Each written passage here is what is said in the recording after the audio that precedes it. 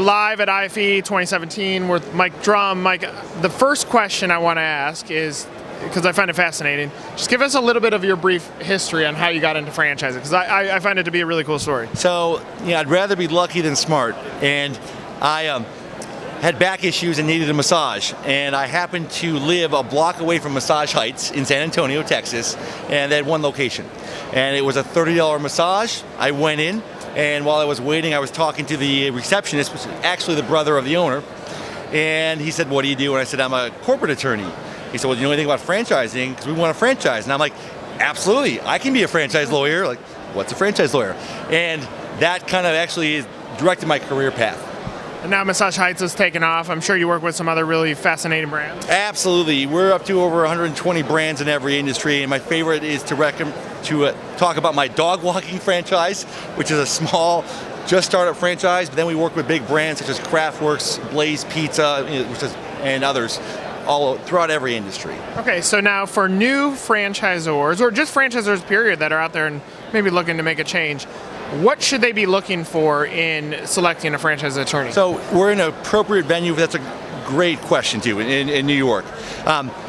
What they should look for in an attorney is, one, we need to make sure they're a franchise lawyer. And there's a lot of lawyers that are business or corporate attorneys that will say franchise lawyer. And there's an easy way to figure out. All you have to do is ask that franchise lawyer what they think of the state of Maryland. And if their face doesn't cringe, because Maryland is a very difficult registration state. So ask them what they think of Maryland, and if there's not a cringe reaction, I would find a different franchise lawyer.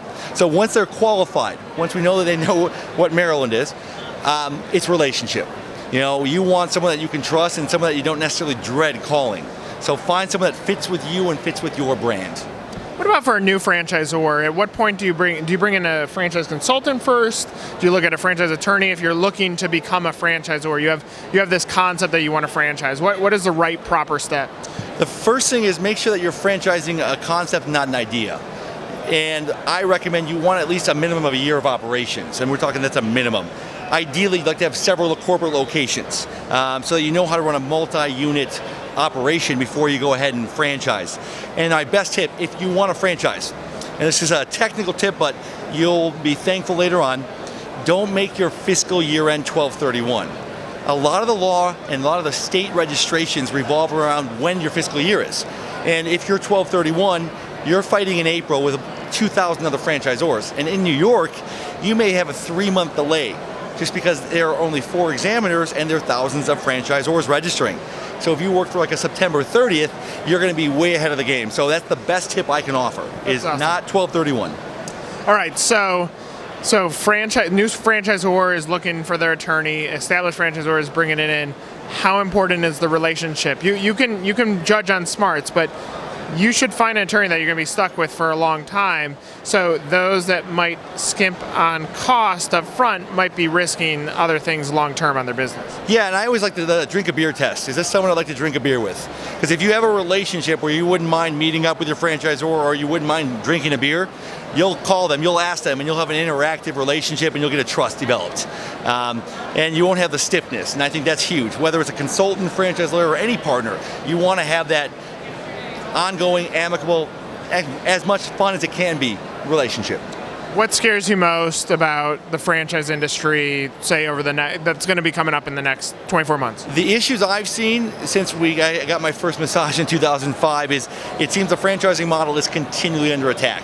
Whether it's franchisees as employees, joint employer relationship, or state laws such as California, which make it very difficult on the franchisor. So if you're going to get into franchising, understand the political climate, understand that there's a lot of costs that goes against being a franchisor, understand that you're going to have good partners alongside you. Absolutely, and I think going into franchising is kind of the same way as going to law school. As a lawyer, I feel it's my duty when I meet someone that wants to go to law school to talk them out. Because if I can talk you out of going to law school, you'll thank me later. People who really want to go to law school, I can't talk you out of. There's a lot of negativity with franchising, but there's so much benefits as well. And if you're really going to pursue that path, you will do that, and you'll go in that path. And that's what you want. This is a path I want to go down. That's great, Mike. We really appreciate your time. Thanks for stopping by. Thank you so much. Appreciate it. All right, take care.